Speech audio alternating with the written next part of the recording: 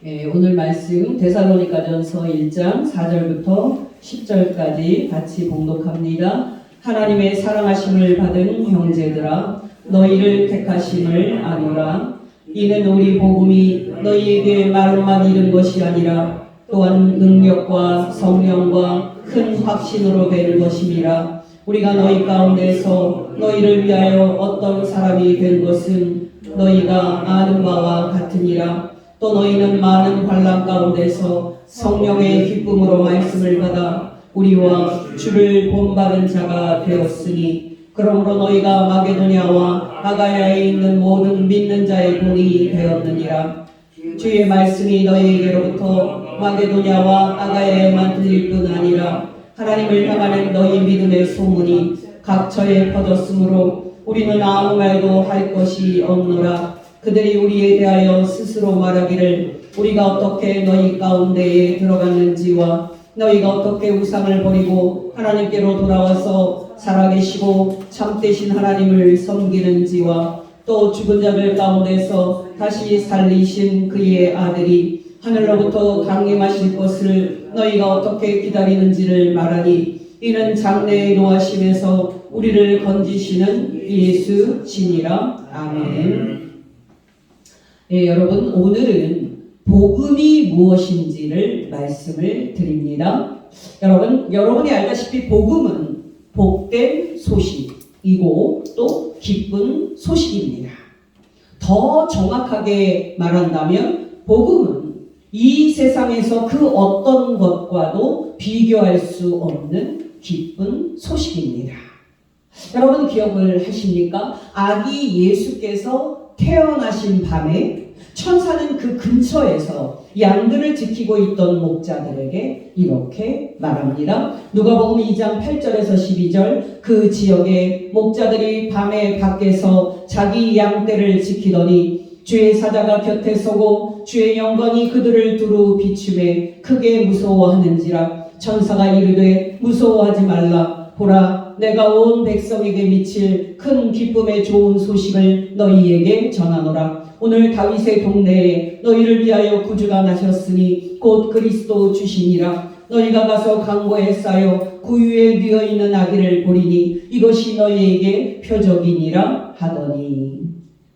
여러분 놀랍지 않습니까? 온 백성에게 미칠 큰 기쁨의 좋은 소식, 이 좋은 소식이 복음입니다. 정말 이 세상 모든 사람이 다 모두가 기뻐할 만한 좋은 소식이 바로 복음입니다.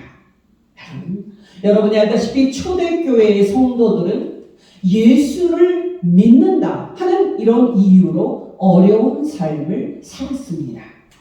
여러분이 들으시면 놀라겠지만 예수를 믿으면 이 땅에서 잘되고 성공한다 하는 이 생각은 초대교회의 성도들에게는 낯선 생각이었습니다. 놀랍게도 그들은 예수를 믿으면 이 땅에서 어려움이 생기고 또 고난이 온다 하는 것을 알았음에도 불구하고 예수님을 믿었습니다. 여러분, 그들이 그렇게 한 이유가 무엇이었습니까?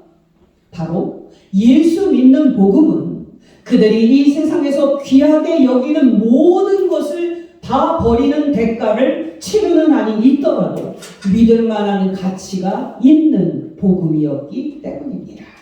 예수님의 비유의 말씀입니다. 마태복음 13장 44절에서 46절, 천국은 마치 밭에 감추인 보화와 같으니 사람이 이를 발견한 후 숨겨두고 기뻐하며 돌아가서 자기의 소유를 다 팔아 그 밭을 사느니라. 또 천국은 마치 좋은 진주를 구하는 장사와 같으니 극히 값진 진주 하나를 발견하매 가서 자기의 소유를 다 팔아 그 진주를 사느니라.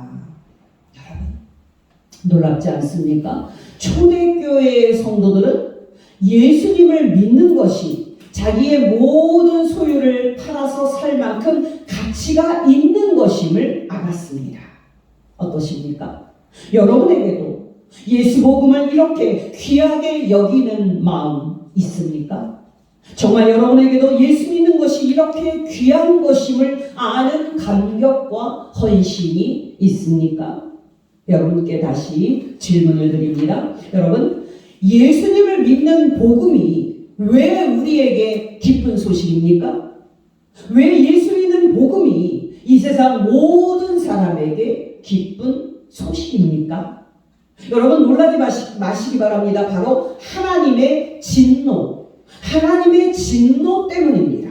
바로 죄에 대한 하나님의 진노와 심판 때문입니다. 데살로니가전서 오늘 본문의 1장 10절 말씀입니다. 또 죽은 자들 가운데서 다시 살리신 그의 아들이 하늘로부터 강림하실 것을 너희가 어떻게 기다리는지를 말하니 이는 장래의 노하심에서 우리를 건지시는 예수시니라. 놀랍지 않습니까? 장래의 노하심이 모든 사람에게 있을 겁니다. 정말 하나님의 진노가 장차 모든 사람에게 임할 것입니다. 여러분 여기 장래의 노하심이라는 이 말은 여러분이 알다시피 장차 올 하나님의 진노입니다. 여러분이 알다시피 사람들은 하나님의 진노가 장차 있을 것이라고 믿지 않습니다. 놀랍게도 오늘날 한국교회 교인들도 별반 다르지 않습니다. 물어보면 하나님의 진노가 있을 것을 믿는다고 말할 겁니다. 많은 한국교회 교인들은 실질적으로는 하나님의 진노에 관심을 두지 않습니다. 여러분 기억나십니까? 구약시대의 마지막 선지자였던 세례 요한이 그 당시 유대인들에게 어떤 메시지를 던졌습니까? 바로 죄인을 심판하시는 하나님의 진노의 메시지였습니다. 마태복음 3장 4절에서 12절까지의 말씀. 이 요한은 낙타털 옷을 입고 허리에 가죽띠를 띠고 음식은 메뚜기와 석청이었더라. 이때 예루살렘과 온 유대와 요단강 사방에서 다 그에게 나와 자기들의 죄를 자복하고 요단강에서 그에게 세례를 받더니 요한이 많은 바리새인들과 사두개인들이 세례 베푸는 데로 오는 것을 보고 이르되 독사의 자식들아 누가 너희를 가르쳐 임박할 진도를 피하라 하더냐. 그러므로 회개에 합당한 열매를 맺고 속으로 아브라함이 우리 조상이라고 생각하지 말라. 내가 너희에게 이르노니 하나님이 능히 이 돌들로도 아브라함의 자손이 되게 하시리라. 이미 도끼가 나무 뿌리에 놓였으니 좋은 열매를 맺지 아니하는 나무마다 지켜 불에 던져지리라. 나는 너희로 회개하게 하기 위하여 물로 세례를 베풀거니와 내 뒤에 오시는 이는 나보다 능력이 많으시니 나는 그의 신을 들기도 감당하지 못하겠노라. 그는 성령과 불로 너희에게 세례를 베푸실 것이요 손에 키를 들고 자기의 타작마당을 정하게 하사 알곡은 모아 곳간에 들이고 쭉정이는 꺼지지 않는 불에 태우시리라. 놀랍지 않습니까? 그렇다면 여러분 우리 예수님은 공생애 때에 유대인들에게 어떤 말씀을 선포하셨습니까? 바로 죄인을 심판하시는 하나님의 진노의 말씀이었습니다.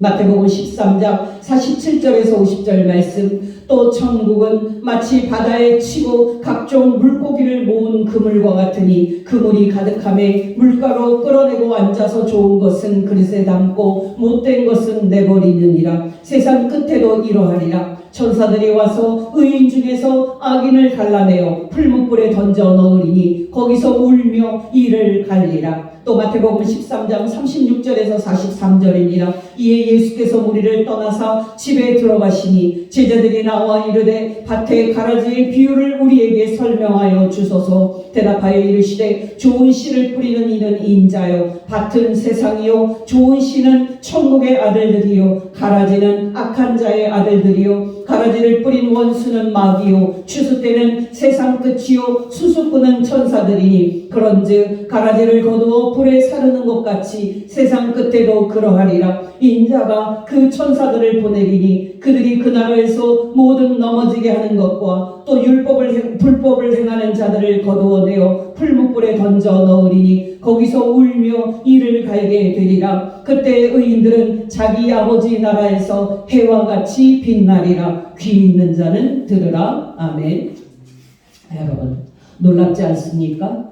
그렇다면 여러분 사도 바울은 사도로 부름을 받은 후에 이방인들에게 어떤 메시지를 전했습니까? 바로 그도 죄인을 심판하시는 하나님의 진노의 말씀을 전했습니다. 아테네에서 선포한 사도 바울의 설교입니다. 사도행전 17장 29절에서 31절. 이와 같이 하나님의 소생이 되었은즉 하나님을 금이나 은이나 돌에다 사람의 기술과 고안으로 새긴 것들과 같이 여길 것이 아니니라. 알지 못하던 시대에는 하나님이 간과하셨거니와 이제는 어디든지 사람에게 다 명하사 회개하라 하셨으니 이는 정하신 사람으로 하여금 천하를 공의로 심판할 날을 작정하시고 이에 그를 죽은 자 가운데서 다시 살리신 것으로 모든 사람에게 믿을 만한 증거를 주셨음이니라 하니라. 또 로마서 2장 3절에서 11절입니다. 이런 일을 행하는 자를 판단하고도 같은 일을 행하는 사람아, 네가 하나님의 심판을 피할 줄로 생각하느냐? 혹 네가 하나님의 인자하심이 너를 인도하여 회개하게 하심을 알지 못하여 그의 인자하심과 용납하심과 같이 길이 참으심이 풍성함을 멸시하느냐? 다만 너의 고집과 회개하지 아니한 마음을 따라 진노의 날 곧 하나님의 의로우신 심판이 나타나는 그날에 임할 진노를 너에게 쌓는도다. 하나님께서 각 사람에게 그 행한 대로 보응하시되 참고 선을 행하여 영광과 존귀와 썩지 아니함을 구하는 자에게는 영생으로 하시고 오직 당을 지어 진리를 따르지 아니하고 불의를 따르는 자에게는 진노와 분노로 하시리라. 악을 행하는 각 사람의 영에는 환난과 곤고가 있으니 먼저는 유대인에게요 그리고 헬라인에게며 선을 행하는 각 사람에게는 영광과 존귀와 평강이 있으리니 먼저는 유대인에게요 그리고 헬라인에게라. 이는 하나님께서 외모로 사람을 취하지 아니하시니라. 아멘. 그렇다면 여러분, 또 사도 베드로는 어떤 말씀을 전했습니까? 당연히 사도 베드로도 죄인을 심판하시는 하나님의 진노를 정했습니다. 베드로후서 3장 3절에서 10절 말씀입니다. 먼저 이것을 알지니 말세에 조롱하는 자들이 와서 자기의 정욕을 따라 행하며 조롱하여 이르되 주께서 강림하신다는 약속이 어디 있느냐? 조상들이 잔후로부터 만물이 처음 창조될 때와 같이 그냥 있다 하니 이는 하늘이 옛적부터 있는 것과 땅이 물에서 나와 물로 성립된 것도 하나님의 말씀으로 된 것을 그들이 일부러 잊으려 함이로다. 이로 말미암아 그때의 세상은 물이 넘침으로 멸망하였으되 이제 하늘과 땅은 그 동일한 말씀으로 불사르기 위하여 보호하신 바 되어 경건하지 아니한 사람들의 심판과 멸망의 날까지 보존하여 두신 것이니라. 사랑하는 자들아, 주께는 하루가 천년 같고 천년이 하루 같다는 이 한 가지를 잊지 말라. 주의 약속은 어떤 이들이 더디라고 생각하는 것 같이 더딘 것이 아니라 오직 주께서는 너희를 대하여 오래 참으사 아무도 멸망하지 아니하고 다 회개하기에 이르기를 원하시느니라. 그러나 주의 날이 도둑같이 오리니 그날에는 하늘의 큰 소리로 떠나가고 물질이 뜨거운 불에 풀어지고 땅과 그 중에 있는 모든 일이 드러나리로다. 아멘. 여러분, 놀랍지 않습니까? 예수님을 포함해서 모든 하나님의 종들은 장차 죄인을 심판하시는 하나님의 진노가 있을 것을 선포했습니다. 어떠십니까? 여러분은 교리적으로만이 아니라 실제적으로 하나님의 진노가 장차 있을 것을 믿고 사십니까? 정말 여러분은 말로만이 아니라 진짜 마음으로 장차 올 하나님의 진노를 생각하면서 살고 계십니까? 여러분, 저는 이 시점에서 20세기의 가장 유명한 신학자이자 기독교 역사상 10손가락 안에 들 정도로 위대한 신학자였던 칼 바르트에 대해서 말씀을 드릴 필요성을 느낍니다. 여러분, 먼저 바르트는 1886년 5월 10일에 출생을 했고 1968년 12월 10일 82세의 일기로 소천을 합니다. 여러분, 제가 지금 바르트를 말씀을 드리는 이유는 그가 젊은 시절에 배웠던 자유주의 신학을 버리고 성경에 충실한 신학으로 돌아선 사람이기 때문입니다. 여러분, 간략하게 말씀을 드려서 바르트는 젊은 시절 독일에서 자유주의 신학 스승들 밑에서 자유주의 신학에 푹 빠집니다. 구체적으로 말하면 성경은 그에게 한낱 인간이 그의 사상을 표현한 인간의 책이었습니다. 또 인간은 그에게 죄인이 아닌 선한 존재로서 인간 안에 있는 도덕성을 최대한으로 개발을 하면 인간도 완전한 존재에 이룰 수 있는 선한 존재였습니다. 또 그에게 하나님은 모든 사람을 항상 인자하게 사랑하시는 자비로운 아버지였습니다. 또 그에게 예수 그리스도는 신이자 인간의 존재가 아니라 소크라테스 같이 뛰어난 도덕 선생과 윤리 선생이었습니다. 또 바르트에게 하나님의 나라는 인간이 스스로의 힘과 또 스스로의 도덕성으로 이 땅에 이룰 수 있는 새로운 세상이었습니다.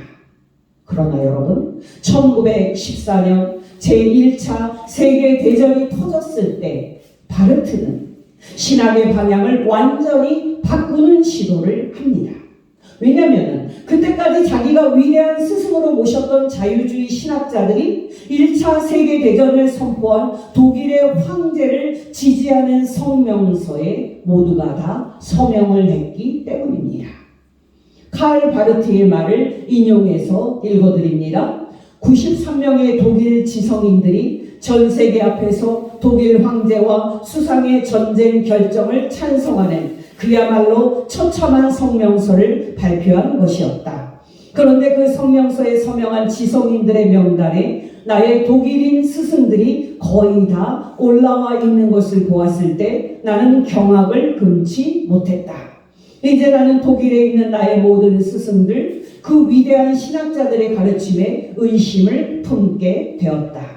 나는 그들이 전쟁 이데올로기 앞에서 실패했다고 느꼈으며 그 실패로 인해 그들은 그야말로 구제불능의 나락에 떨어져 버린 것처럼 보였다. 그들의 윤리적 실패는 그들의 성서 주석학과 교의학의 전제도 올바른 상태가 아닐 수 있다는 것을 암시했다. 그래서 내가 그때까지 철저하게 신뢰할 만한 것으로 여겼던 세계, 곧 성서 주석, 윤리, 교의학, 설교의 세계 전체가 뿌리채 흔들리기 시작했으며 당시 독일의 다른 신학자들이 주장하던 내용의 진실성도 덩달아 흔들리게 되었다. 여러분, 놀랍지 않습니까?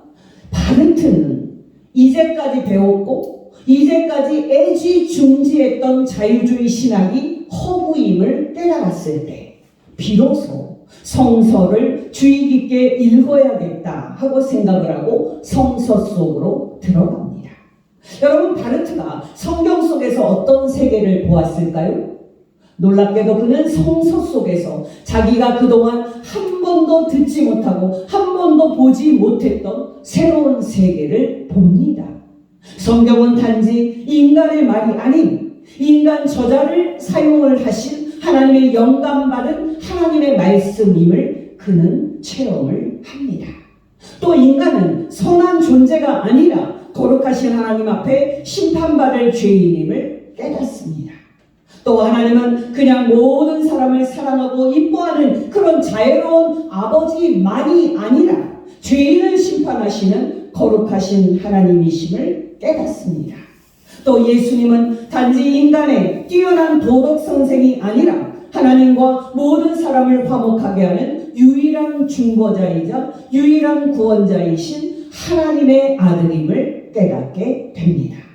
또 천국은 이 땅에 인간의 힘과 도덕성으로 이룰 수 있는 것이 아니라 하나님의 전적인 능력으로 그리스도 예수의 날에 도래하게 되는 나라임을 깨닫습니다.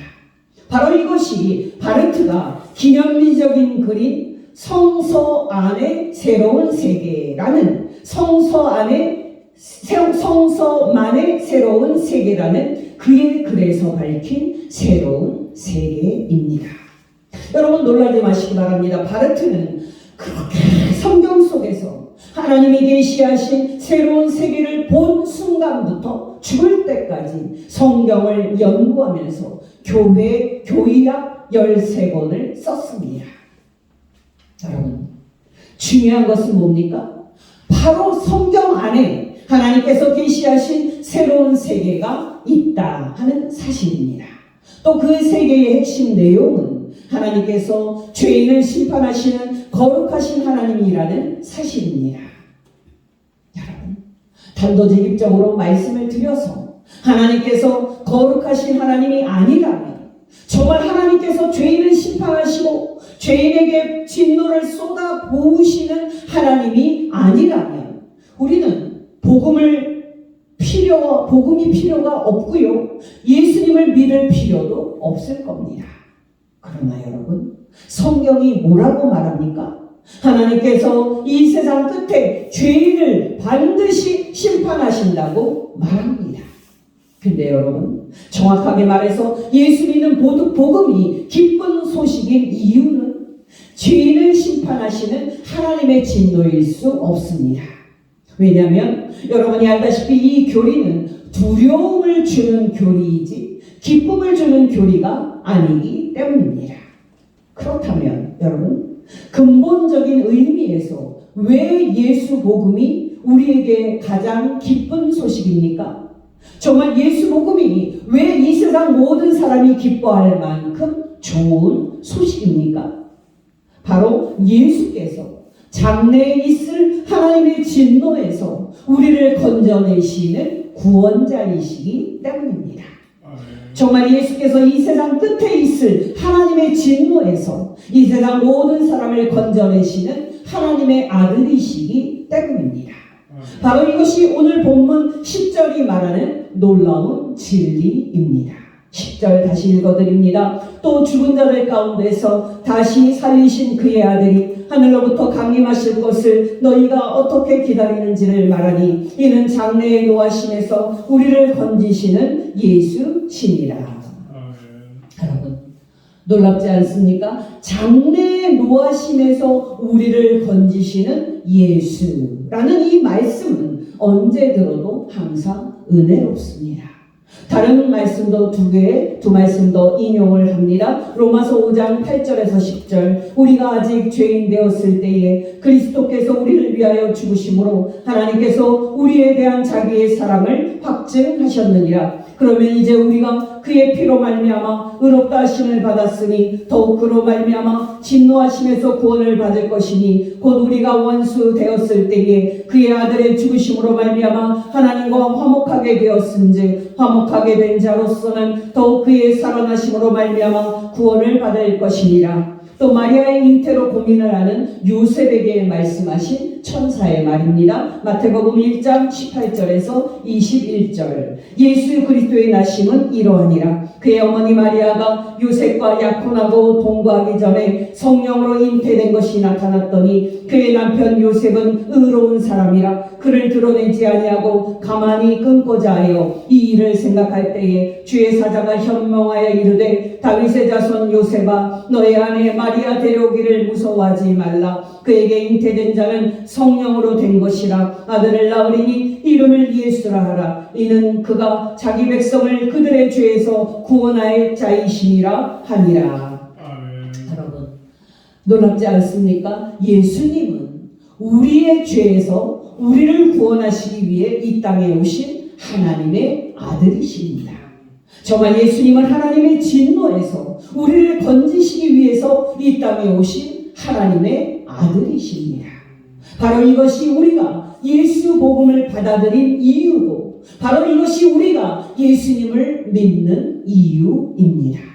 여러분, 앞에서도 말씀을 드렸듯이 초대교회 성도들은 예수님을 믿으면 온갖 어려움이 생기고 온갖 박해를 받을 것이 분명함에도 불구하고 예수님을 믿었습니다. 정말 초대교회 성도들은 예수를 믿으면 이 땅에서 잘 되는 것이 아니라 가시밭길을 가는 것임에도 불구하고 예수님을 믿었습니다. 여러분, 왜 초대교회 성도들은 이런 놀라운 길을 걸어갔습니까?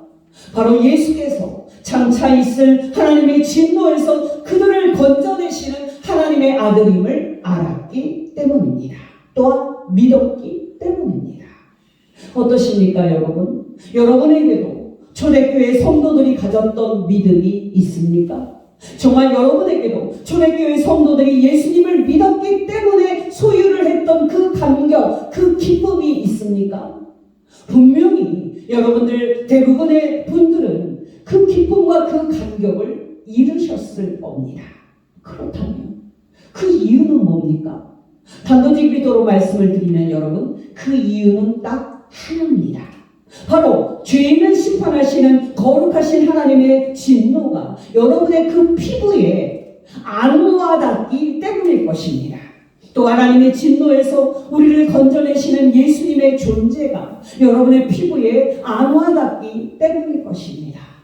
그렇다면 여러분, 우리가 이 문제를 어떻게 해결을 할 수 있습니까? 여러분, 기억하시기 바랍니다. 이 문제를 해결하는 방법은 하나밖에 없습니다. 바로 날마다 우리가 성경 말씀을 묵상하고 은혜로운 신학책을 씹어 먹고 그렇게 싶으면서 또 기도 가운데 하나님과 우리 주 예수 그리스도를 만나서 날마다 신령한 교제를 나누는 겁니다. 다시 말씀을 드리면 날마다 우리의 심령이 메마르지 않고 성령님과 은혜에 푹 젖어 있도록 우리가 말씀과 기도 가운데 하나님과 우리 주 예수 그리스도와 친밀하고 즐거운 사귐을 갖는 겁니다. 여러분께 권면드립니다. 날마다 힘들더라도 애를 쓰셔서 말씀과 기도 가운데 성삼위 하나님을 만나고 또 친밀한 사귐을 가짐으로써 장차 있을 하나님의 진노에서 우리를 건져내시는 예수님으로 인해 항상 기뻐하는 복된 성도 되시기를 예수 이름으로 축원합니다. 마지막으로 여러분, 우리는 이 시점에서 중요한 질문을 다루어야만 합니다. 여러분께 질문 드립니다. 여러분은 하나님을 어떤 분으로 생각하십니까? 제가 앞에서 말씀을 드렸듯이 여러분은 하나님을 죄인을 심판하시는 거룩하시고 또 두려운 하나님으로만 생각하고 있지는 않습니까? 여러분, 놀라지 마시기 바랍니다. 하나님은 분명 죄에 대해서 진노하시는 거룩하신 하나님이시고 죄인이 두려워할 만한 진노의 하나님이십니다. 그러나 여러분, 우리 하나님은 죄인을 구원하시는 은혜로운 하나님이시기도 하십니다. 여러분, 이 세상 모든 죄인을 구원하기 위해서 당신의 아들 예수 그리스도를 이 땅에 사람으로 보내신 분은 누굽니까? 바로 하나님이십니다. 요한복음 3장 16절 17절 하나님이 세상을 이처럼 사랑하사 독생자를 주셨으니 이는 그를 믿는 자마다 멸망하지 않고 영생을 얻게 하려 하시니라. 하나님이 그 아들을 세상에 보내신 것은 세상을 심판하려 하심이 아니요 그로 말미암아 세상이 구원을 받게 하려 하십니다. 또 여러분, 이 세상 모든 죄인을 죄와 심판에서 건져내기 위해 당신의 아들 예수 그리스도를 모든 사람의 대속물과 화목제물로 십자가에 세우시고 우리 대신 예수님에게 당신의 거룩한 진노와 공의의 심판을 다 쏟아 부으신 분이 누굽니까? 바로 우리 하나님이십니다.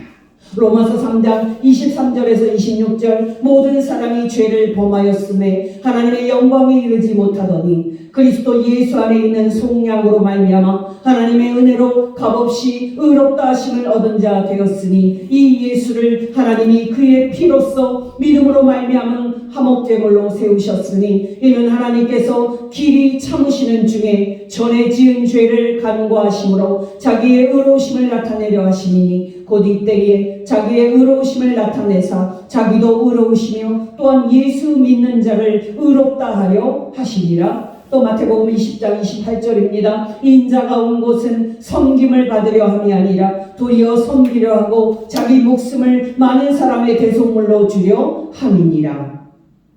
또 여러분, 십자가에 못 박혀 죽임당한 당신의 아들 예수님을 3일 만에 다시 살리신 분은 누굽니까? 바로 우리 하나님이십니다.